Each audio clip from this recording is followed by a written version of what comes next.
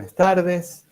Yo soy Marcelo Bergman, soy el director del Centro de Estudios Latinoamericanos sobre Inseguridad y Violencia en la Universidad Nacional de 3 de Febrero y director de la maestría en Criminología y Seguridad Ciudadana de la Universidad Nacional de 3 de Febrero.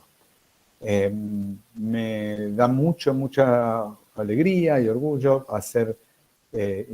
recibirlos y tratar de difundir uno de los trabajos que nosotros regularmente hacemos de distintos temas, y en esta ocasión vamos a presentar los hallazgos de un estudio sobre el Ministerio Público Fiscal en la República Argentina, especialmente en las provincias, ¿no? El Ministerio Público de las provincias. Nosotros hacemos, para quienes no nos conocen, además de muchas actividades y seminarios y estudios e investigaciones, siempre tenemos una pronta empírica y hacemos 1 o 2 estudios grandes al año. Este es uno de ellos. Este año estuvimos prolíferos. A principio de año, no, a mediados de año presentamos un estudio sobre homicidios en América Latina. Este estudio es sobre el Ministerio Público. Tenemos ya prácticamente terminado uno que vamos a presentar en marzo, y ojalá nos acompañen, que es sobre la reincidencia criminal en Argentina. Un estudio muy novedoso porque prácticamente no hay nada al respecto, y tenemos hallazgos muy interesantes. Y esperamos hacia el final del 2022 hacer un estudio sobre violencia letal. Ya empezamos, pero bueno, esperemos que terminarlo sobre violencia letal en las distintas regiones del país. Así que con el objetivo de un poco de aprender los patrones de homicidio, los patrones de violencia letal en las distintas provincias de la Argentina. Esto es más que nada un adelanto. Lo que vamos a hacer hoy es presentar el estudio sobre el Ministerio Público Fiscal, y lo que vamos a hacer es algo relativamente corto, en el sentido de que yo enseguida le voy a pasar la palabra al colega Fernando Caferata, que va a hacer una presentación de unos 15, 18 minutos sobre describir los principales hallazgos que hemos llegado en este estudio. Y después le vamos a pedir, contamos con los comentarios del doctor Federico Delgado, que es fiscal federal, que ya todo el mundo conocemos, y de Rubén Alderete Lobo, en reemplazo de Mary Belov, que lamentablemente no nos va a poder acompañar esta tarde por un tema personal, nada grave, por supuesto, pero no ha podido, y Rubén Alderete, de la cátedra de la doctora Belov, va a hacer la presentación. Los comentarios, más o menos unos 10 minutos, y luego quedarán unos 15 minutos aproximadamente para preguntas y respuestas del público, si es que las hubiera. Me voy a tomar un minuto para presentar rápidamente a los ponentes.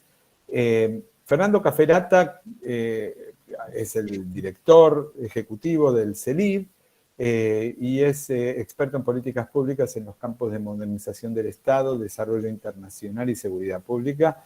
Tiene un máster en políticas públicas de la Universidad de Harvard y es candidato a doctor en economía de la Universidad de San Andrés. Como ya les dije, Federico Delgado es fiscal, es licenciado en Ciencias Políticas de la UBA, director del Observatorio Social Republicano de la Universidad Kennedy y fiscal de primera instancia en lo criminal y correccional federal de nuestro país. Su último libro es República de la Impunidad. Rubén Alderete Lobo es profesor adjunto del Departamento de Derecho Penal y Criminología de la Facultad de Derecho de la UBA, en la cátedra de la profesora Mary Belov, como les decía, y es profesor de posgrado en la maestría de Derecho de la Universidad de Palermo y de la UBA. Por último, nuestro investigador estrella también, el licenciado Facundo Bernigotti, que nos acompañó en toda la etapa de la investigación, licenciado en Economía por la Universidad de San Andrés y tesista de la maestría en la Economía de la misma universidad. A todos les agradezco de antemano y ahora le paso a a Fernando para que haga una primera presentación del estudio. Desde luego, les aviso ya que el estudio se puede bajar desde nuestra página del CELIP, y si quieren mayores detalles, obviamente se pueden comunicar con nosotros, se lo daremos llegar. Adelante, Fernando.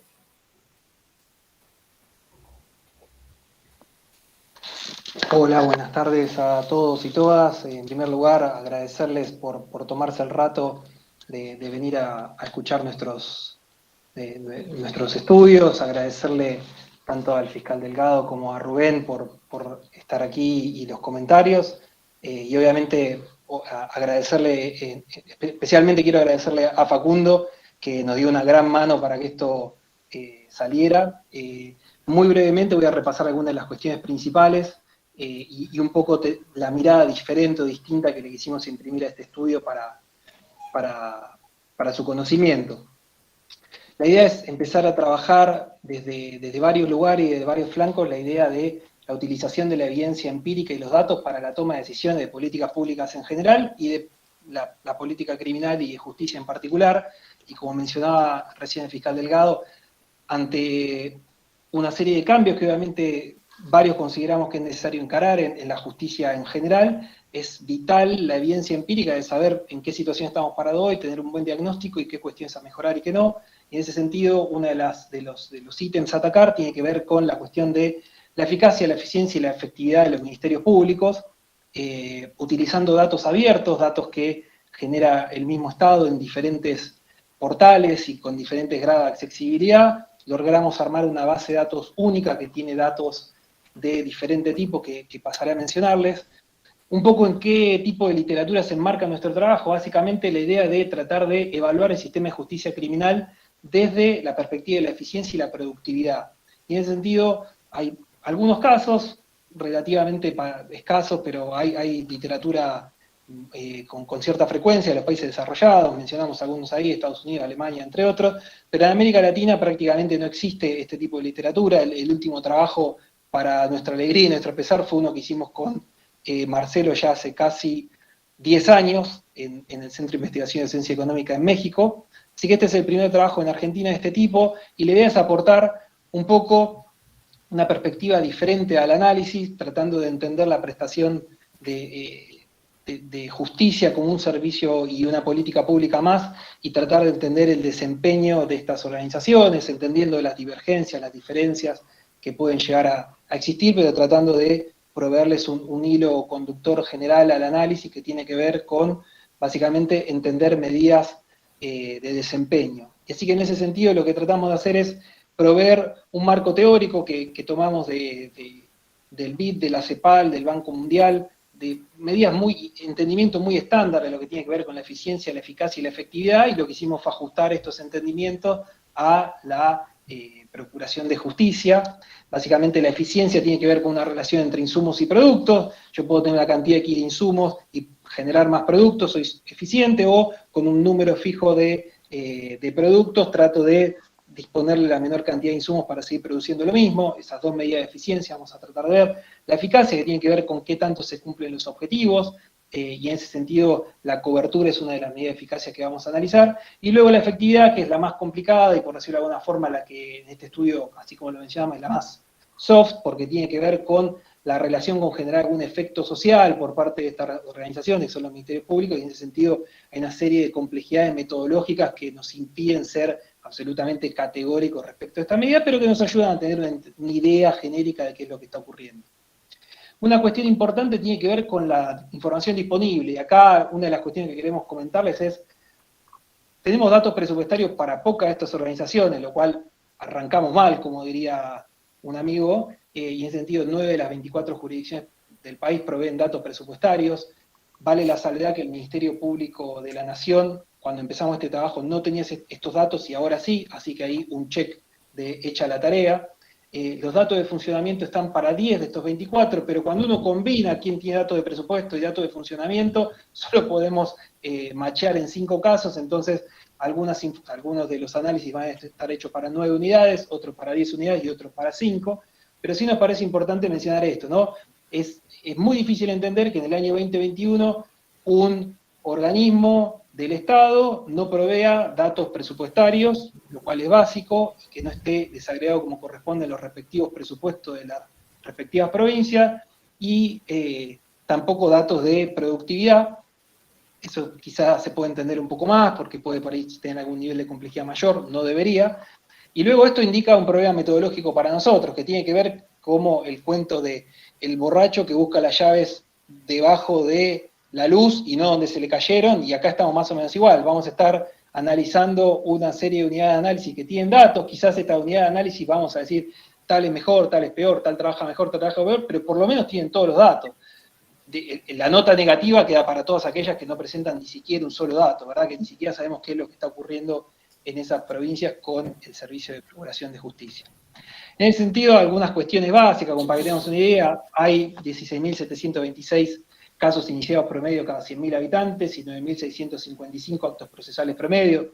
Y en ese sentido uno diría, bueno, esto es mucho, es poco. Y bueno, relativo a las unidades que tenemos, uno podría decir, bueno, hay ciertas provincias que están por encima, ciertas provincias que están por debajo, pero más que ese análisis no podemos decir. Sí vamos a utilizar algunos análisis un poquito más sofisticados. ¿Qué es lo que ocurre con los casos iniciados? Si empezamos a analizarlos por tipo de delito, vamos a ver que la mayor cantidad de casos iniciados se da para los delitos de robo y hurto, y en ese sentido, en promedio de las provincias tenemos el 42% de los casos iniciados destinados a este tipo de delito. Luego se siguen con las amenazas, las lesiones. Ahí tenemos un otro que es como una gran bolsa, que hay varias cuestiones ahí que nos toca continuar desmenuzando, y homicidios en menor nivel. Sí, obviamente cambia la proporción si uno compara provincia y nación, obviamente por las competencias respectivas. La nación tiene casi el 61% de los casos iniciados destinados a estupefacientes, en comparación con otras proporciones, con lo cual es importante también mencionar esto. Otra cuestión relevante que tiene que ver con el presupuesto. Nosotros acá lo que hicimos con el trabajo arduo de Facundo fue tratar de poner todo en el mismo nivel de precios, esto es tratar de que no haya una diferencia inflacionaria y que los cambios en materia de presupuesto y las comparaciones tengan que ver con cambio de precios. Entonces unificamos el nivel de precios al año 2019, y en ese sentido lo que hicimos, bueno, fue calcular el gasto total en millones de pesos, miles de millones de pesos, perdón, el gasto per cápita, y después hicimos una suerte de clasificación de provincia en base al promedio. O sea, dijimos, bueno, ¿cuánto gastan menos que el promedio y cuánto gastan más que el promedio? ¿Podemos decir que esto es bueno o malo? No, si no lo linkeamos con alguna medida de productividad, que es lo que vamos a hacer después. Pero sí me parece importante destacar cuánto se va en sueldos, ¿no? Y acá es difícil pensar, obviamente que este tipo de trabajo que realizan las procuraciones es mano de obra intensiva y uno entiende que se destinan recursos a esto, pero es difícil pensar en organizaciones que puedan mejorar su nivel de productividad gastando el 98%, el 97% de su presupuesto en sueldos, ¿no? Uno piensa la incorporación de tecnología, la incorporación de otras cuestiones de infraestructura, servidores y demás que permitiría mejorar la productividad. Se hace difícil pensar en esto, ¿no? Y acá tenemos la provincia de Entre Ríos o el mismo Ministerio Público Fiscal de Nación destinando arriba del 97% del gasto en salario, donde se hace difícil pensar en esto, los bienes de consumo como están ahí, o los servicios y los otros, pero básicamente esta es una de las cuestiones como para tener en cuenta. Cuando analizamos la eficacia, y acá ya entrando en las medidas de desempeño, nos queremos centrar exclusivamente en, perfecto, vamos a ver la cantidad de casos que son archivados y la cantidad de imputaciones que se realizan. Básicamente lo que uno le gustaría ver es, bueno, de un total enorme de casos que se inician, que estos lleguen a buen puerto, por lo menos lleguen al menos una imputación, después podrá ver qué ocurre cuando interviene el juez y demás, pero uno, por lo menos desde este lado, desde el lado de un humilde economista que trabaja estos temas y que al derecho lo conoce no solamente por familia de abogados, sino por estar vinculado a estos temas, eso es lo que uno le gustaría encontrar. Y en ese sentido lo que vemos es que hay, o por lo menos la mayoría de la provincia que mencionamos, son grandes máquinas de archivar. Y acá podemos entrar en la discusión de por qué se archiva, o si es correspondiente, o los motivos por qué se archiva.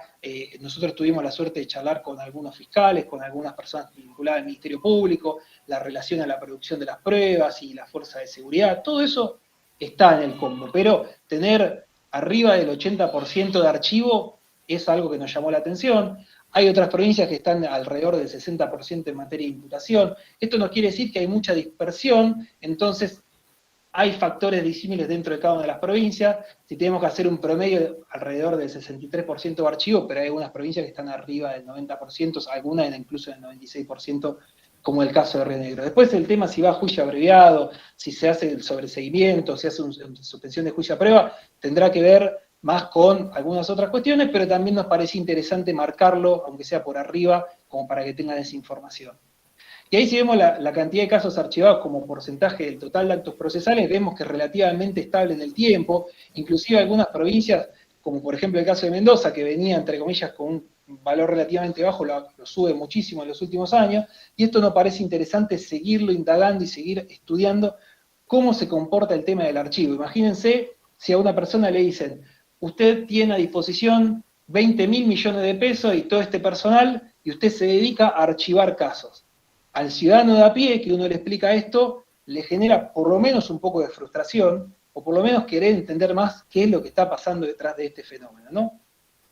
Si uno mira, nosotros armamos esta suerte de idea de eficacia de las imputaciones, y en ese sentido tratamos de armar algún tipo de medida como para entender un poco más, que no se apure exclusivamente el tema del archivo, y bueno, dijimos, bueno, ¿cuál es la proporción de imputaciones sobre casos iniciados para los distintos tipos de delitos, por lo menos para homicidios, para lesiones, para robos, y podemos ver que varía bastante, en un sentido que a alguien, de vuelta, con esta perspectiva le parece positivo, que es, bueno, obviamente hay muchas más imputaciones para casos de homicidio que para otro tipo de delito, que es, si se quiere, el delito más grave de todo, porque va contra el bien de la vida, pero el valor es relativamente bajo. En promedio, el 26% de los casos de homicidio iniciados tendrían imputación, lo cual es relativamente poco. Algunas provincias están mejor, la provincia de Buenos Aires prácticamente la mitad termina en imputación, otras provincias mucho menos, pero si uno va al caso de robos o lesiones, esto baja muchísimo, baja en el orden del 8%, incluso del 3%. Para traducirle a la ciudadanía en común, que está por fuera de esto, esto da algunos niveles de impunidad realmente preocupantes, casi diría, me colgaría del libro del doctor Delgado y de su título, pero en ese sentido es por lo menos preocupante estos niveles de imputación relativamente bajos. Si uno mira la eficiencia, que es esta relación entre la cantidad de recursos que uno tiene y cómo produce, qué tanto produce, la idea es tratar de ver si uno genera productos, si no derrocha los recursos, y acá hacemos una serie de análisis más o menos sofisticados. Nosotros analizamos básicamente dos recursos, el dinero y el tiempo.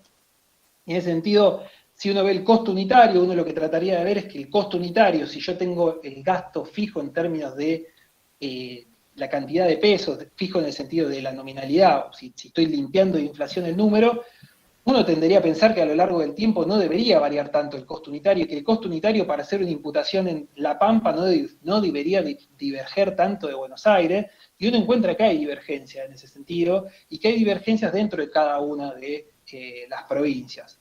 Asimismo, otra de las cuestiones que encontramos cuando analizamos la eficiencia tiene que ver con la relación entre los costos unitarios en relación a la cantidad de casos. Uno espera en las organizaciones que uno empiece a ganar lo que nosotros llamamos las economías de escala. Obviamente, cada organización tiene su economía de escala distinta, pero para ponerlo en criollo, a medida que voy generando más actos procesales, que voy generando más imputaciones, o que voy iniciando más cantidad de casos, uno espera que el costo tienda a caer, porque, digamos, más allá de que uso un papel más, una resma más, imprimo un poco más, un poco menos, y tengo el recurso humano ahí, empiezo a ganar economía de escala. Y esto no lo encontramos. Acá, estas rayas que están medio como acostadas, horizontales, si lo comparamos con el caso de México, que es el caso que les mencionaba antes, uno encuentra una relación negativa, que es a medida que va aumentando el costo unitario no debería tener menos casos, o al revés, el costo unitario va bajando a medida que no tenga más cantidad de casos, y eso no lo encontramos. Otras cuestiones es cuánto se tarda en imputar, por ejemplo, pensando en el tiempo como un recurso escaso, y uno encuentra que en ese sentido las imputaciones van relativamente rápido, con mucha dispersión. Si uno dice, bueno, en el primer mes, uno encuentra que en la provincia de Buenos Aires el 70% de las imputaciones se hacen en el primer mes, donde el robo y hurto está arriba del 80% y el homicidio en el 66%, pero esto es bastante dispar entre las provincias. En Río Negro, por ejemplo, es solo el 20%, en Santa Fe 63%, y esto genera un panorama extraño. ¿Por qué en unas provincias tarda tanto en imputar y en otras tan poco? ¿cuál es un criterio, y acá desde desconocimiento y por ahí apelando a nuestros comentaristas, cuál es un criterio razonable para pensar que se tiene que tardar en imputar? A uno le gustaría que esa imputación esté bien hecha, que no, entre comillas, no se impute un perejil, porque sí, pero también le gustaría que eso se haga en un tiempo corto. Si uno mira la mediana en términos de días, es también muy dispar lo que se tarda, y eso es relativamente llamativo.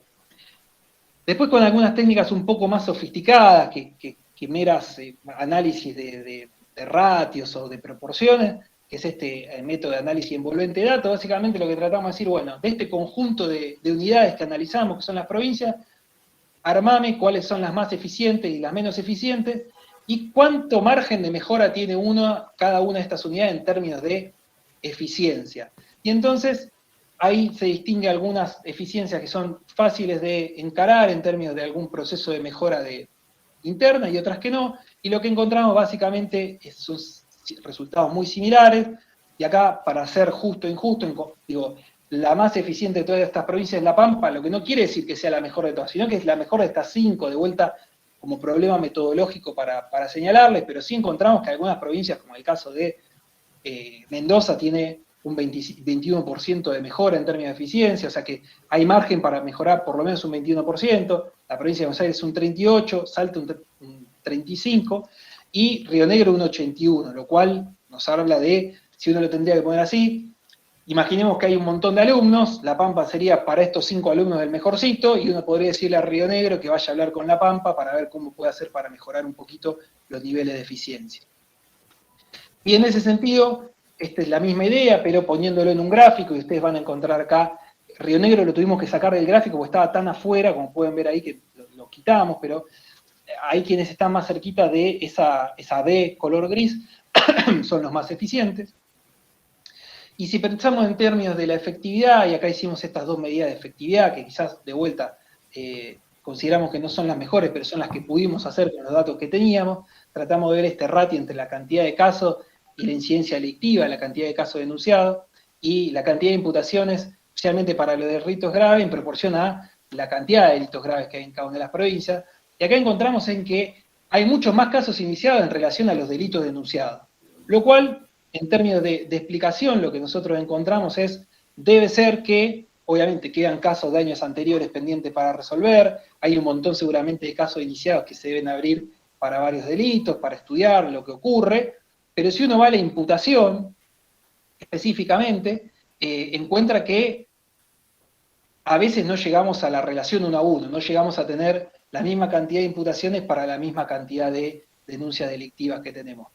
No ocurre esto, sí, en el caso de los homicidios, donde por lo general estamos arriba de 1, ahí me está deschavando el reloj de que ya estoy en tiempo, ya casi cierro, pero básicamente la idea acá es tratar de comparar, para ponerlo en criollo, la cantidad de imputaciones, el 6 sobre la cantidad de delitos, la cantidad de casos iniciados sobre la cantidad de delitos, y vemos acá una enorme dispersión. Uno podría decir, bueno, a uno le gustaría estar por lo menos en una cantidad de casos iniciados de imputaciones al menos similar a los niveles delictivos, para pensarlo muy, muy grosso modo, muy a brocha gorda.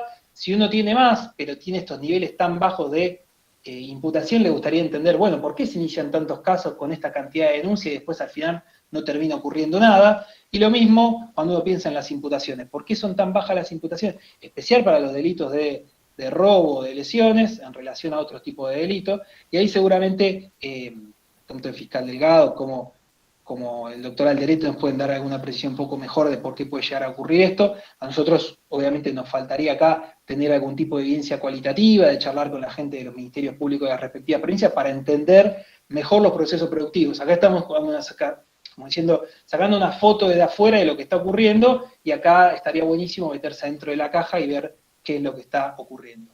Conclusiones, en términos de efectividad, lo que vemos es que si hay una gran cantidad de casos iniciados altos, la cantidad de imputaciones no es mucho mayor. En ese sentido, en términos de eficacia, encontramos que tenemos estos problemas que mencionábamos hace un rato. En términos de eficiencia, de vuelta tenemos estas ambivalencias que tienen que ver con tiempos a veces procesales muy rápidos, pero que no generan el resultado que uno esperaría, y en términos de recursos, costos crecientes, aún limpiando por el problema inflacionario. gran cantidad de recursos que se destinan a personal, y uno le lleva a pensar, se vuelve difícil en ese sentido incorporar tecnología, incorporar otro tipo de infraestructura para mejorar los niveles de productividad. Y finalmente, alguna de las recomendaciones que nosotros ponemos es, bueno, deberíamos pensar en cambiar la ecuación que tenemos en relación a la cantidad total de casos iniciados de las imputaciones, y deberíamos ahondar ahí un poco más en por qué ocurre esto, incrementar un poco más la eficiencia, como decimos ahí, haciendo más con los recursos que tenemos, y en ese sentido, la necesidad de que haya más transparencia presupuestaria de parte de los ministerios públicos, que se publique la información, que esa información esté disponible para gente como nosotros para analizarlos, que podamos hacerle llegar recomendaciones para que se vuelvan cada vez, para que puedan encontrar, como tomo las palabras del fiscal Delgado en nuestra conversación informal al inicio, ¿no? Dejar de romper un poco con esa inercia de así se hicieron siempre las cosas y tratar de buscar cosas distintas.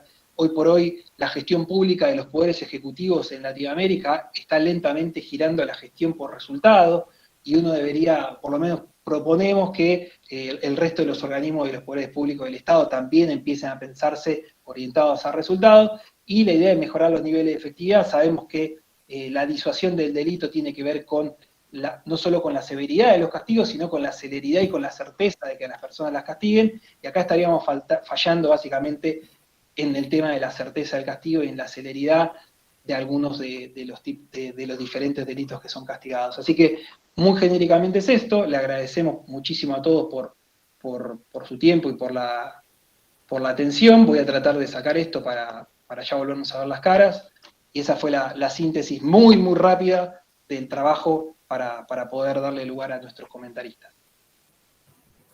Fernando, muchísimas gracias. Gracias por haberlo hecho en forma tan acelerada, sintética, pero to the point, como se dice en inglés, ¿no? Al punto. Ahora le paso a Rubén Alderete el micrófono, más o menos unos 10 minutos, Rubén, para tus comentarios. Gracias. Bueno, muchas gracias. Buenas tardes a todas y a todos. En primer lugar, bueno, quiero agradecer la invitación en nombre de la profesora Belov, que por motivos personales, como dijo el profesor Bergman, no puede sumarse al encuentro esta tarde, y a cuya cátedra represento, ¿no? Hoy aquí en mi calidad de profesor y discípulo de la profesora Belov. Las consideraciones, los puntos a resaltar y reflexiones que voy a efectuar respecto del informe son fruto de el debate y discusión que hemos tenido internamente en la cátedra respecto, ¿no? del contenido, recomendaciones y conclusiones del informe. Bueno, el informe presentado, como bien se expuso, analiza la eficacia, la eficiencia, la efectividad de los ministerios públicos, entre otras cosas teniendo en cuenta los presupuestos que se destinan, el cumplimiento de objetivos y puntualmente el impacto en la sociedad, ¿no? Por lo que sin duda es un aporte fundamental. Porque no debemos olvidar que la Administración de Justicia es un servicio que debe responder, en principio, a los mismos parámetros que otros servicios públicos. Entonces, el hecho de contar con información sobre su funcionamiento permite elaborar no solo teoría, sino fundamentalmente mejores y superadores diseños institucionales. La lectura del informe es amena, esto es digno de destacar, y nos generó muchas reflexiones en el marco de la cátedra que nos resultaron de interés. En honor a la brevedad voy a mencionar solo algunos de esos puntos que actuaron como disparadores, ¿no? en el debate que hemos tenido respecto del contenido del informe. Bueno, en primer lugar, nos parece sumamente interesante que se relacione el componente de la efectividad con el impacto social que la actuación de los ministerios públicos tiene, ¿no? En principio, a partir de la idea de no impunidad y de la disminución de las tasas delictivas. Porque este elemento no es solo un parámetro de análisis de funcionamiento, que también está relacionado con la eficiencia de la administración de recursos, sino que además es una exigencia del derecho internacional de los derechos humanos. En este aspecto no se debe olvidar algo que destaca permanentemente la profesora Belov, que la actuación de los ministerios públicos en la investigación juzgamiento y sanción de los hechos delictivos, es una actividad que reclaman todos los tratados de derechos humanos. Entonces, cuando maximizamos la eficiencia, la eficacia, la efectividad de la tarea de los titulares de la acción penal pública, sencillamente estamos mejorando la política pública en materia de derechos humanos. Y esto es digno de destacar, es relevante hacerlo notar. Y también es importante en este aspecto destacar, porque en muchas ocasiones se genera la idea de que el derecho penal está reñido con los derechos humanos, y en realidad es una herramienta fundamental para su realización. Este es un trabajo que la profesora Beloff con particular insistencia ha mencionado en distintas publicaciones. En segundo lugar, otro dato interesante es el vinculante, el relacionado con el paso del tiempo, ¿no? El paso del tiempo entre, básicamente, el inicio de los procesos y la efectiva imputación. En este sentido, parece útil, bastante útil conocerlo y destacarlo, porque su extensión no solo conspira contra el avance exitoso de los procesos, sino también con la operatividad de las garantías. De modo que estos datos son centrales para la mejora en líneas generales, no solo de la actuación del Ministerio Público, sino también en cuanto a repensar la dinámica de los procesos en particular. Otro punto a señalar es el que refleja que un número importante de casos que no son archivados y que efectivamente avanzan una decisión jurisdiccional de condena, lo hacen mediante la vía del juicio abreviado. Esto es algo que nos ha llamado particularmente la atención.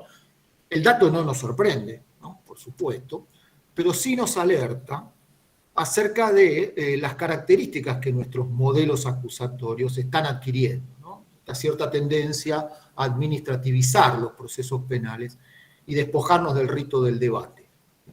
Esto es bastante pronunciado. En definitiva, pareciera que nuestro sistema de justicia archivan, suspenden o abrevian, pero no realizan debates.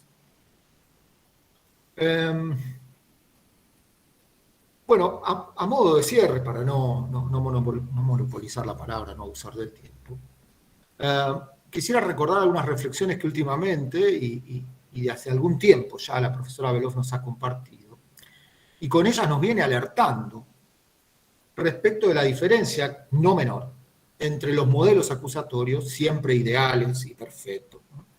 Y los sistemas acusatorios, que son las manifestaciones reales, digamos, para decirlo en los términos de este informe. Bueno, estos sistemas no son perfectos, pero sí son perfectibles. Pueden mejorar, como lo destaca el informe, tienen mucho para mejorar. Y este aporte que hoy nos comparten nos enriquece principalmente en ese camino.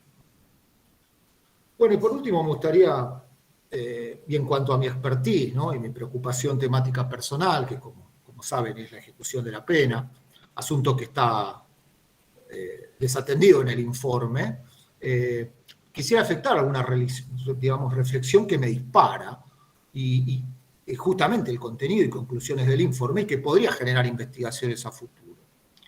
Y en particular tiene que ver con la necesidad de evaluar el impacto y el rol del Ministerio Público Fiscal en la ejecución de las penas y en garantizar condiciones de detención adecuadas. ¿Y por qué digo esto? Porque una de las recomendaciones del informe es mejorar la eficacia en la persecución, y ello tiene un impacto innegable en la tasa de encarcelamiento. Y este es un tema que debe preocupar también al Ministerio Público Fiscal como actor fundamental, que entiendo, o al menos así vengo postulando desde hace un tiempo, debe involucrarse en la problemática de lleno, ¿no? Entonces, insisto, mejorar eficacia probablemente tenga un impacto que debe ser evaluado, debe ser analizado en cuanto al rol que le cabe al Ministerio Público en el control de las condiciones de detención de aquellas personas de las cuales solicita su encarcelamiento, tanto sea de manera cautelar como resultado de un pedido de pena, ¿no? Y empezar también a pensar en números y a información producida desde el Ministerio Público Fiscal que permita también la decisión de políticas públicas en materia de condiciones de detención y cumplimiento de penas privativas de libertad. Esto creo hasta hoy es una deuda del Ministerio Público, principalmente normativa, ¿no? Y me refiero a la definición de su rol estrictamente procesal durante la etapa de ejecución y durante el control de las condiciones de detención, pero también creo una deuda desde la política institucional, ¿no? Del órgano, tanto en nuestro país como a nivel regional. Bueno, muchas gracias, muchísimas gracias por esta investigación tan necesaria para que nuestro país vuelva a contar con insumos científicos rigurosos en su definición de política criminal, y así también como para generar este espacio de diálogo e intercambio al cual tan amablemente se nos ha invitado y que con mucho gusto, del cual con mucho gusto participo. Muchas gracias. Muchas gracias, Rubén. Le paso la palabra entonces ahora al doctor Federico Delgado, también sí, más o menos en 10 minutos o lo que necesites. Bueno, muchas gracias. Celebro de verdad, lo decíamos informalmente, que estas cosas podamos discutirlas. Obviamente el informe habla por sí mismo, lo han narrado muy bien, no voy a insistir sobre eso. Voy a plantear algunas ideas que se me ocurrieron en función de mi experiencia y obviamente con muy poco rigor metodológico, sepan disculparlo, pero me parece interesantísimo discutir la hechura del expediente y el rol que tenemos los funcionarios que podemos administrar, cómo se construyen los expedientes. Me parece que de esas variables son interesantísimas y de eso va, ¿no? Mis opiniones van a estar limitadas a la justicia federal criminal de la capital y un poquito también a la justicia que se conoce como nacional, el fuero ordinario de la Ciudad de Buenos Aires, porque son los lugares, en uno me crié y en el otro trabajo ahora. Digamos, no puedo hablar de la justicia de la Ciudad Autónoma de Buenos Aires porque tiene otra lógica, trabaja de otra manera, me parece que es mucho más interesante, al menos comparado con lo que es el fuero federal. Hay una cosa que quería decir que Fernando hablaba, que el tema de las imputaciones en tiempo rápido y otras que tardan más. Yo quiero decir un criterio brutal, que está anclado en mi experiencia, que tiene que ver que cuando la policía se choca con hechos delictivos, automáticamente la justicia reacciona rápidamente y hay imputaciones rápidas, y ese es el fenómeno de los homicidios o de los robos en flagrancia. Los problemas nuestros son cuando tenemos que buscar pruebas. Ahí empezamos a flaquear y ahí es cuando no sabemos bien qué hacer. Básicamente, entre otras cosas, porque nosotros intervenimos teléfonos cuando la gente habla por WhatsApp. Digo, hay un tema de cultura jurídica para trabajar que me parece interesantísimo. Nosotros no usamos Python, no usamos R, no usamos ningún lenguaje de programación, no compartimos los datos de los expedientes terminados, y no los compartimos no por mala voluntad, sino básicamente porque no sabemos bien cómo hacerlo, porque la verdad que tampoco hay una política de la institución para capacitarnos, y el ejemplo de los prostíbulos en los que hay mujeres sometidas a explotación sexual es muy claro, porque generalmente se hacen denuncias que los vecinos van repitiendo a los teléfonos que permiten que el Estado nuestro reciba denuncias anónimas, todo un tema, pero las recibe. La gente hace denuncias, esas denuncias van cada semana a un juez federal distinto, no hay intercomunicación entre esas denuncias, y a veces tenemos 12 o 14 archivos sobre el mismo lugar, que básicamente no va a haber archivo el día que coincida la denuncia con que la policía detecta algún movimiento. Hay problemas de racionalidad ahí en la administración del tiempo, de los recursos. Lo quería decir para jugar con esta historia de las temporalidades. A mí me parece interesantísimo medir también en el fuero federal en la capa de instrucción, que es la que yo manejo. En la de juicio se mide sola, básicamente porque no se respetan los plazos, se respetan mucho menos que en la instrucción, pero en la instrucción es interesantísimo medir cómo los judiciales no cumplimos con los plazos por autodispensas que nos damos en la interpretación de los códigos de procedimiento. Distinguimos plazos ordenatorios de perentorios. Para nosotros son todos ordenatorios, es decir, no tenemos que cumplirlos obligatoriamente, y eso no hay ningún incentivo institucional que nos obligue o que nos lleve a ser leales con las leyes de procedimiento. Las podemos cumplir, las podemos no cumplir, o lo que es más grave, las podemos torcer. Y ahí me parece que hay mucho para discutir, para medir en la hechura del expediente, que es muy interesante, sobre todo si desagregamos el tipo de delito en cada uno de los expedientes. En los delitos de cuello blanco, las cosas siempre son más sutiles, van más despacio, y en los delitos que no son, que no se instruyen, en los expedientes que no se instruyen por delito de cuello blanco, las cosas son siempre un poco más intensas. Y ahí, digamos, no, en términos metodológicos no sería muy difícil de medir eso, porque el sistema Coirón con el que trabajamos tiene un montón de posibilidades para cargar datos, para después procesarlos y pensarlos. El tema es que no hay un nomenclador, no hay forma homogénea de cargar los datos.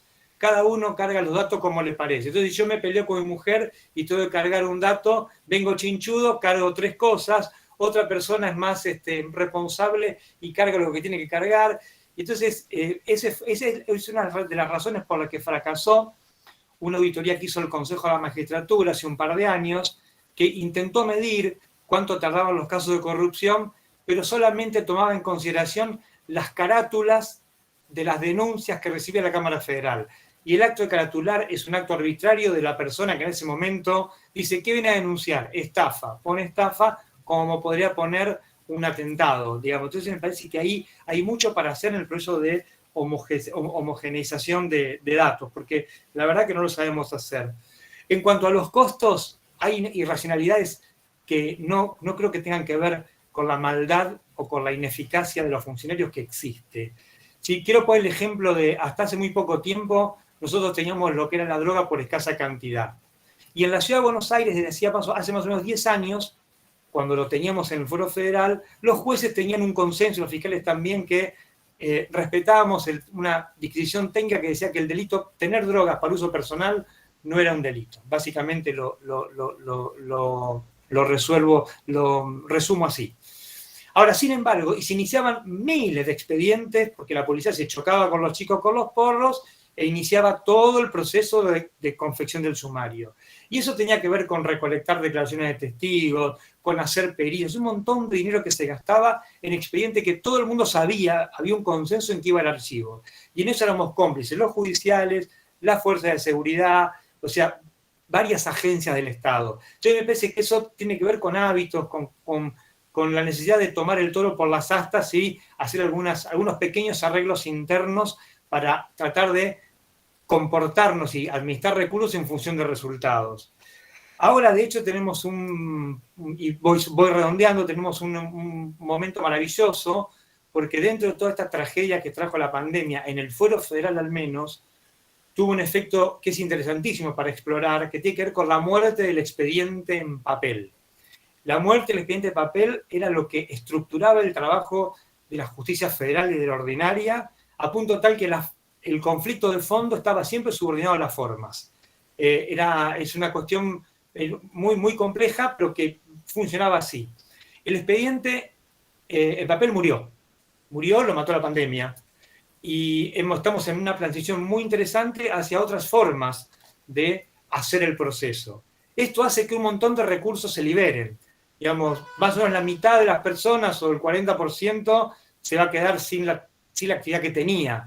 No hay que hacer más telegramas, no hay que hacer más cédulas de notificación, no hay que poner más sellos, no hay que foliar más, no hay que... Bueno, un montón de cosas que insumían un montón de recursos. Me parece que abre un abanico para pensar un montón de alternativas para pensar en eficacia, en eficiencia y en el ahorro de dinero. Ahora, para eso hay que conocer, y la verdad no podemos conocer. Y no podemos conocer a nivel federal, tanto el Poder Judicial como el Ministerio Público, no podemos conocer porque la verdad no hay datos, no se recolectan datos de una manera razonablemente sensata. Y me parece que es parte de una suerte de desidia, de una cultura jurídica que no confía en esas cosas o que no le presta atención a esas cosas, y eso nos impide, creo que, responder el 60 o el 70% de los interrogantes que tiene su trabajo. Por eso me parece interesantísimo vuestro trabajo, porque que la chance de despertar un montón de cosas que se pueden hacer para empezar a reconciliar a la institución judicial con la vida de los ciudadanos. La razón de los archivos tiene que ver con que no sabemos bien cómo investigar los comportamientos humanos del siglo XXI, que están mediados por las redes sociales. Nos cuesta hacer capturas de pantalla, nos cuesta hacer barridos por las redes sociales, nos cuesta despegarnos de categorías propias del siglo XX. Y para terminar, me parece que también sería interesante pensar en medir los procesos judiciales que terminan en la etapa de instrucción, que fracasan, que no hay imputación, medirlos también en función de los abogados que participan, para medir los capitales simbólicos en función del tipo de delito que trabajamos en la Justicia Federal, porque eso también nos podría dar algunas pistas para tomar algunos recaudos institucionales y saber que en determinados casos ser acompañado por algún tipo de profesional puede generar, no digo garantizar un resultado, pero puede incidir al menos en la variable tiempo. Repaso mis apuntes y bueno, creo que esto es lo que son las dudas, las preguntas que me despertó vuestro trabajo. Me parece felicitarlos, me parece maravilloso, y cuenten conmigo al menos, o con mi experiencia, no conmigo, para todos los que les pueda ayudar en esta tarea tan pero tan necesaria. Muchas gracias, Federico Delgado. Tenemos un ratito cortito como para hacer algunas preguntas. Quienes quieran hacer una pregunta pueden, se levantaron la mano y ahora los dejo, pero por favor, preguntas, no comentarios, muy breves, por favor. Vamos a ir primero con Rosalía Yolet, después con Gonzalo Seijas, y después vamos a ver si hay más. Rosalía, por favor. ¿Qué tal? Buenas tardes. Bueno, yo trabajo habitualmente publico, porque trabajo en la Dirección de Estadísticas y Censos del Gobierno de la Ciudad y publico las estadísticas del Ministerio Público Fiscal de Cava, ¿no es cierto? Es decir, la Justicia Nacional. Lo que yo me encontré es lo siguiente, digamos, hay muchos inicios de casos que luego terminan en archivo porque muchos de los imputados son NN, sobre todo, digamos, eso varía mucho con el tipo de delito, pero en robos y hurtos, en una época en el Ministerio Público Fiscal de Cava, digamos, el 60% de los imputados eran NN, por lo tanto, calculo que esa es una de las razones más significativas en el tema del archivo de la causa. Es decir, no se puede seguir el proceso si, digamos, si el imputado no está identificado. Y en segundo lugar, digamos, bueno, eso depende también mucho del tipo de delito. No pasa lo mismo con homicidios. En esos casos los imputados suelen ser conocidos y entonces es más probable que el proceso siga. Y después otra cosa que también me llama la atención es el tema de los estupefacientes, porque por lo general, digamos, también las causas se archivan, porque muchos de los casos es por consumo, como decía el fiscal Delgado recién. Entonces, la causa tampoco prosigue porque en realidad también hay una especie de limbo ahí que no se sabe, digamos, cuando se está violando la ley o no en el caso del consumo de estupefacientes, digamos, ¿no? Entonces esa cifra también engrosa los casos iniciados que después no se continúan. Bueno, era un poco lo que quería preguntar. Muchas gracias, Rosalía. Enseguida lo tomamos y respondemos. Gonzalo. Hola, ¿cómo les va? ¿Se me escucha bien? Sí, gracias. Perfecto. Mi pregunta era la siguiente. Primero, ¿cómo definen imputación? Porque hay diferentes, en general los procesos suelen tener diferentes momentos donde se imputa con más o con menos vehemencia a una persona. Digo, en el sistema federal hay una primera imputación, que es la que abre la instrucción, y después hay imputaciones más serias y más pensadas, con más prueba colectada, como un requerimiento de elevación a juicio, etc. Y entonces me interesaba saber qué llamaban ustedes imputación. Y la otra pregunta es, me parece que está relacionado en el estudio la idea del archivo como la idea de fracaso. No sé si esto es así. Digamos, nosotros investigamos y si no imputamos, archivamos, eso es ineficaz, eso, digamos, es un fracaso en investigación. Y muchas veces, por el contrario, el fracaso es el archivo, es una solución o es decir esto no era un delito, en realidad lo que nos denunciaron no era un delito. Entonces es la respuesta que el sistema debería dar como correcta. Entonces yo quería saber si Esas dos cosas me interesan, para precisar cuáles son los hallazgos después. Gracias, Gonzalo. Una tercera pregunta, después vamos. Nuestro gran colega Gustavo Fondevila. Adelante, Gustavo.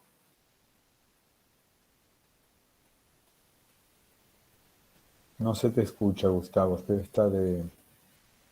Perdonen, muy buenas tardes, una disculpa. Miren, quería hacer una pregunta muy breve a Fernando y también a Federico Salgado.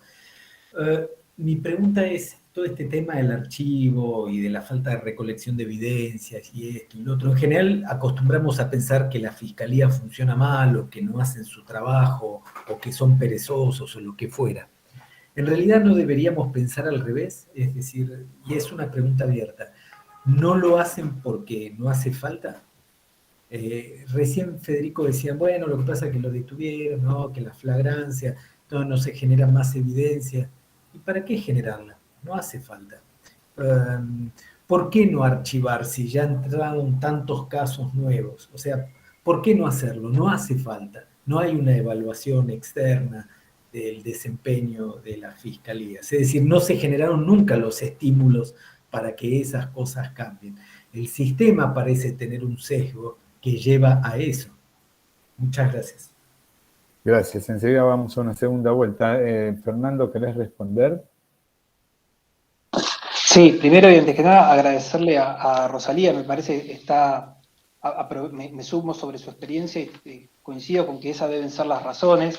Es importante siempre, y por ahí en el afán de hacerlo rápido, no andé en las fuentes. Nosotros lo que hicimos fue tomar las fuentes de información en materia de casos del portal de datos abiertos del Ministerio de Justicia del Poder Judicial, que básicamente lo que hace es compilar los datos de todos los ministerios públicos de los poderes judiciales de distintas provincias. Hubo una gran política de datos abiertos que se continuó, que es una de las pocas cosas que a veces en los cambios de gobierno uno siempre critica la falta de continuidad de política. Esta por suerte es una buena política que se ha continuado, y en ese sentido es muy interesante esta base de datos y que contesta también parte de lo que mencionaba Gonzalo respecto de los distintos criterios tiene homologados los criterios respecto de qué es una imputación, qué es un caso iniciado y demás, para el nivel de la justicia provincial, y en ese sentido me pareció súper interesante, y seguramente debe ser por esto. Es difícil de un robo imputar a alguien que quizá te robó y la persona fue a hacer la denuncia y no sabemos quién fue, y se cierra. Ahora, si me preguntan, creo que el tema es la desproporcionada cantidad de casos que uno encuentra, y en ese sentido, también en la charla surge, muchas veces una de las discusiones tomo parte de lo que mencionaba Gustavo para traerlo después a colación, el vínculo que hay entre las policías como auxiliares de justicia y los ministerios públicos, y parte de ese trabajo que muchas veces, por lo menos parte de las quejas que hemos escuchado de la gente de los ministerios públicos tienen que ver con que la falta de cuidado respecto de las pruebas y de la cadena de pruebas y demás,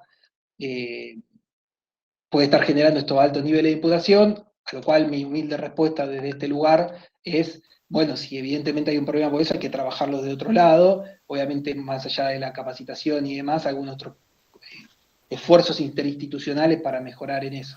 Así que agradezco a Rosalía. Respecto a lo de Gonzalo, el tema de imputación, como te mencioné recién, la definición está ahí en la página de Datos Abiertos, pero con gusto te la puedo hacer llegar, la definición que se acordó entre los distintos organismos para remitir la información, lo cual nos parece que habla de la solidez respecto a este tema, no es que hay criterios distintos.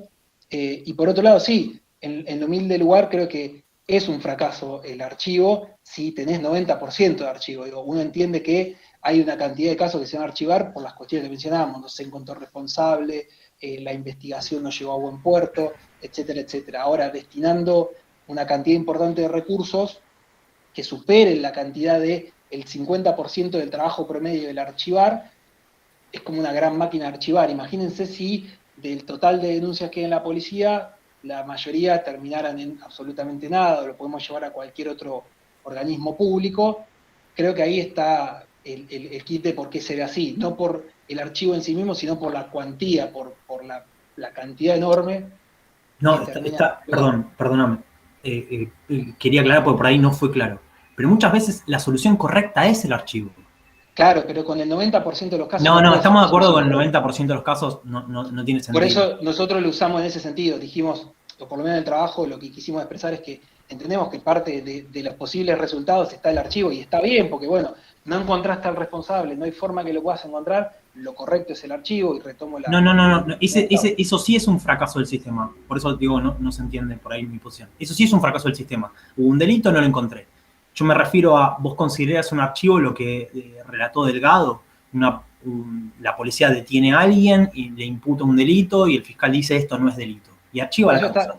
Claro, eso está bien. El tema es la cuantía. Lo que nos llama la atención es que de los casos, digamos, si vos me dijeras, mirá, está en el orden del 10%, uno diría, sí, es por lo menos a ojo de buen cubero, es razonable, porque ahora, en el resto de los casos uno le parece que la cuantía es muy grande, por lo menos uno dice, arriba del 60% nos parece grande, y por eso también parte de estos trabajos que está bueno la interdisciplinariedad es tratar de entender por qué puede ser que sea tan grande la cuantía. Ahí Rosalía mencionaba algunos temas, como vos indicaste recién, ese archivo que te mencionaba yo recién es un fracaso, pero en definitiva uno entiende que puede producirse una proporción de hechos estadísticos que esté vinculado a él, no encontrar a nadie. Y como decís, sí, fracasó el sistema en no encontrar a alguien, estoy de acuerdo con vos. Ahora, ¿cuánto tiene que ser esto? Y es raro, ¿qué vara utilizamos para medir, me parece? Y ahí está bueno que sigamos vinculándonos de distintas disciplinas para empezar a...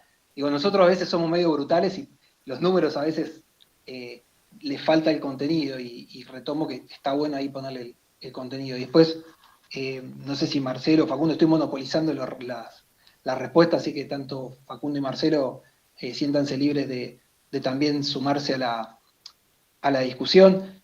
Comparto con Gustavo el tema que en términos de sistema, seguramente esto esté hecho así, y parte de nuestro trabajo, lo que quiere decir, o por lo menos indirectamente queremos mostrar es, me parece que hay un problema del sistema en que esto esté así.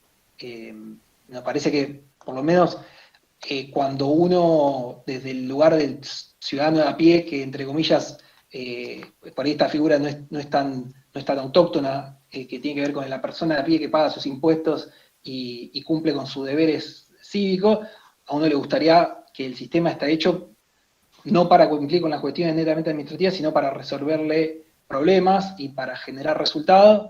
Y creo que parte del análisis de fondo tiene que ver con esto. Incluso lo mencionaba el fiscal Delgado. Bueno, están todas estas cuestiones que indicó recién, ¿no? No estamos acostumbrados a esta cultura jurídica, está orientada a este sentido. Bueno, cuando uno piensa en reforma del sistema judicial, piensa en estas cuestiones, me parece que mencionaba el doctor Delgado recién. Bueno, que la justicia esté orientada a resolver problemas, que haya cultura jurídica de compartir la información, de que la información sirva para generar políticas públicas que redunden en mejores resultados para la gente. Pero nada, creo que contesté mal o imperfectamente todo rápido. No, estuvo bien. Voy a agregar solamente un puntito chiquitito respecto al tema del archivo. Me parece que sería prudente e importante no solamente poner una sola categoría archivo, sino hacer subcategorías. ¿Por qué se archivó? Se archivó porque no se encontró al imputado, se archivó porque no se encontraron evidencias, se archivó porque el fiscal juzgó que no hubo delito que perseguir, y poder entender un poquito mejor qué es lo que está pasando. Claro. Y además, no cargar el sistema con decir, bueno, hay tantos casos iniciados. Bueno, pues son casos iniciados, me robaron la bicicleta y fui a denunciarlo, y eso tendría que ser un acto administrativo que entra en un sistema de denuncia online y se acabó la historia. Digamos, abrir un expediente judicial por un caso así, bueno, es para debate, ¿no? Pero lo más probable es que termine en archivo y que sume los números de actuaciones, pero que en realidad hay poca capacidad de resolución. Pero bueno, eso es un tema de debate. Federico Delgado, ahí en la tercera pregunta que hizo Gustavo respecto a los incentivos del sistema, no sé si querés hacer alguna acotación. No, que la comparto plenamente porque el sistema, el ordenamiento, no da por sentado que todos los funcionarios van a ser leales con la ley. Y no tiene plan B ni para los pícaros ni para los vagos. Y a mí, por ejemplo, a fin de año nadie me pregunta cuántos archivos pedí porque no encontré al autor del hecho, por lo cual es un fracaso, y cuántos pedí, como decía Gonzalo, porque me parecía que jurídicamente era la solución del caso. Tampoco me preguntan cuántas elevaciones a juicio hice y cuánto tiempo tardamos en hacer eso. Digamos, la verdad que en eso está todo por hacer. Yo soy tengo cierta patología con los incentivos institucionales, me parecen clave en cualquier organización compleja. Y cierro con lo que decía Rosalía, las causas con autor desconocido, que son muchísimas y son archivos porque no se encuentra el autor del hecho, los que roban bicicletas, por ejemplo, a mí me robaron varias, tiene que ver básicamente porque, como decías vos, Marcelo, no se hace una caja en la que esas cosas se cargan, se buscan patrones comunes, cosas que hoy hacen los software, y nos reducen un montón el campo de trabajo. Me parece que eso está todo para discutir y para hacer. Muchas gracias. Bueno, le damos rapidito a Luis y a Gabriel medio minuto, un minuto para que hagan la pregunta y para ir cerrando. Luis Mussolino. Bueno, muchas gracias. Yo quería referirme a la tabla 3. Si no me equivoco, es casos iniciados según tipo de delitos. Creo que es para el año 2018 y para la provincia de Santa Fe, para estupefacientes, da 0. Mi pregunta es, ¿saben por qué? A ver, Gabriel, buena pregunta, a ver qué hacemos ahora. Gabriel, está el micrófono apagado. Tenés el micrófono. Perdón, voy a tratar de no ser caótico y lo más breve posible, pero bueno, se me va a hacer rapidísimo. Yo digo, el planteo es, ¿no evalúan la posibilidad de que no ser evaluados por dentro del sistema? Porque yo desde que me senté en las distintas clases y en las distintas reuniones, siempre están actores que están dentro del sistema. Entonces, Okay. por ejemplo,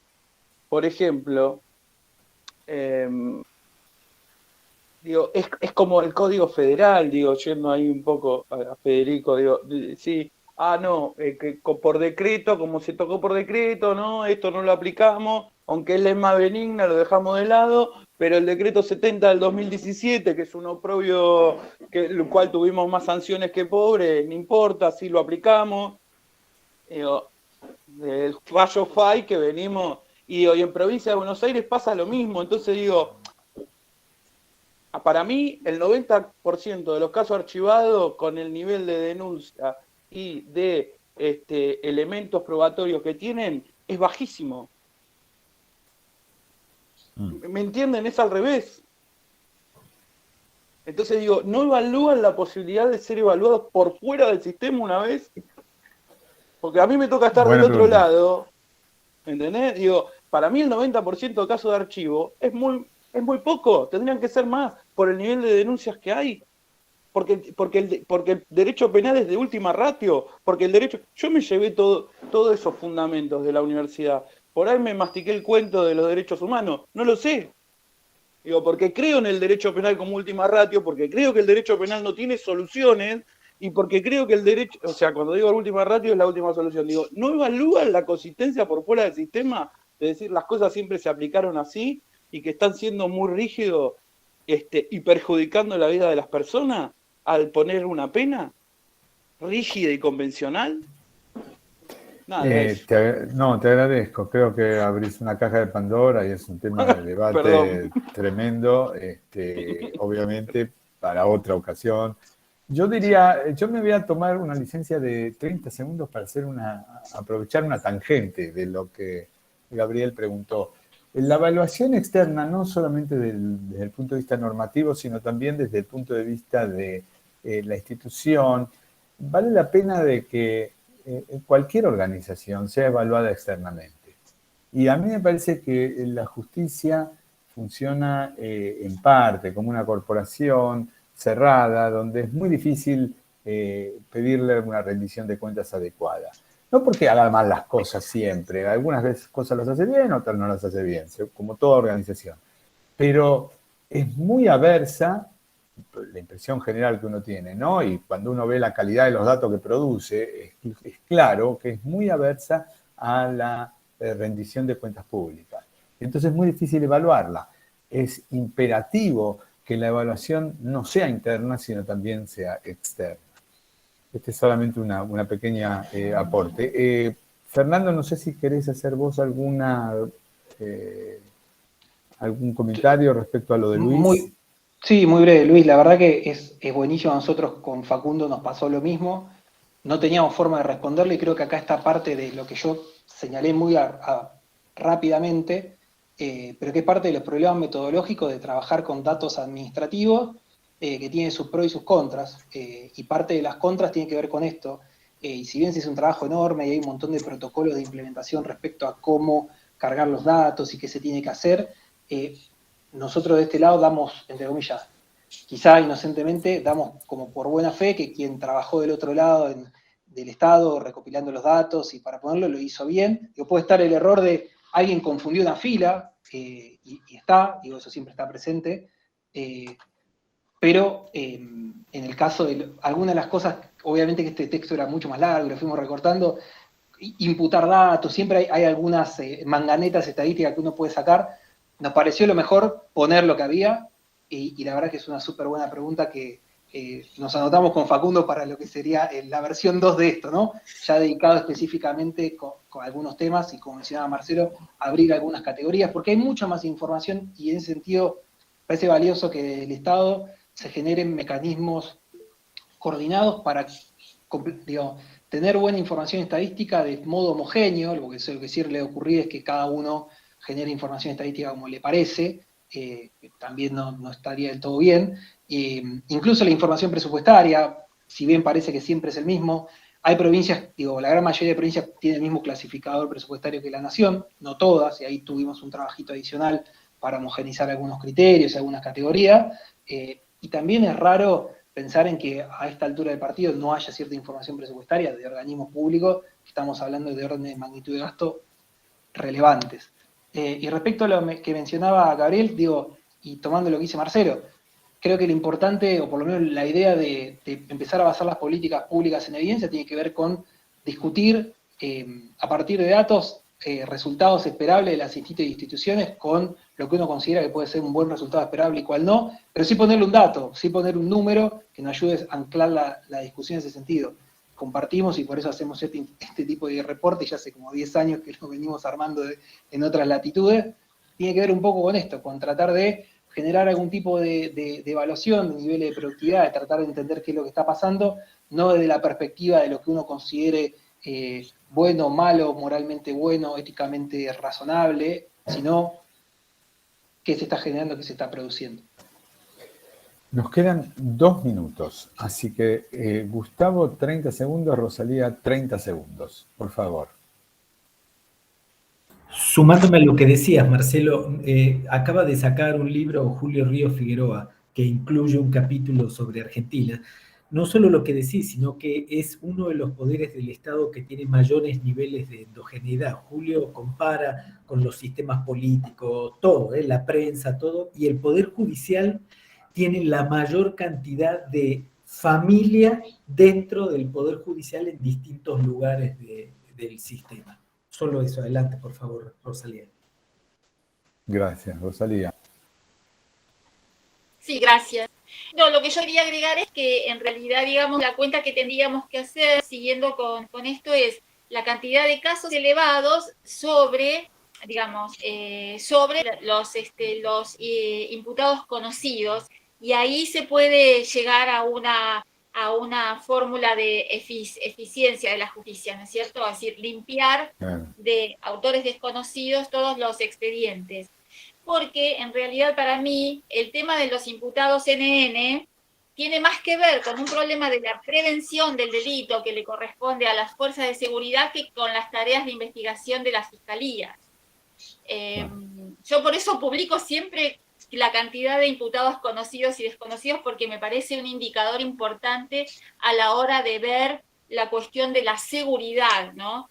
Porque, digamos, en realidad, bueno, la cantidad de delitos que se denuncia es en realidad lo que la gente vive y, digamos, el clima de seguridad e inseguridad, la cantidad de delitos y el tipo de delitos nos habla de una situación de conflicto social, de conflictos de distinta índole. No es lo mismo las lesiones que los robos, bueno, etcétera. Ese es otro tema. Eso por un lado, digamos, o sea, eso es lo que quería. mencionar. Y después otra cosa también es la trazabilidad, porque en el sistema judicial, como dijo el fiscal Delgado, nos encontramos con una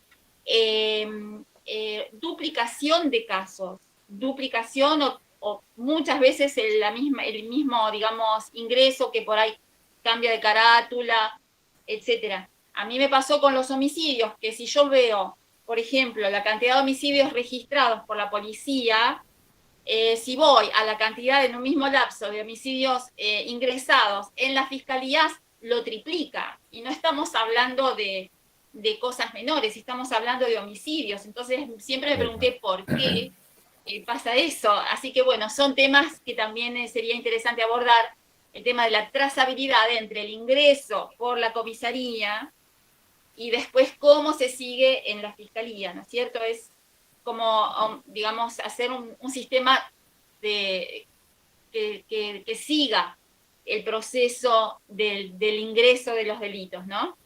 Eso quería decir.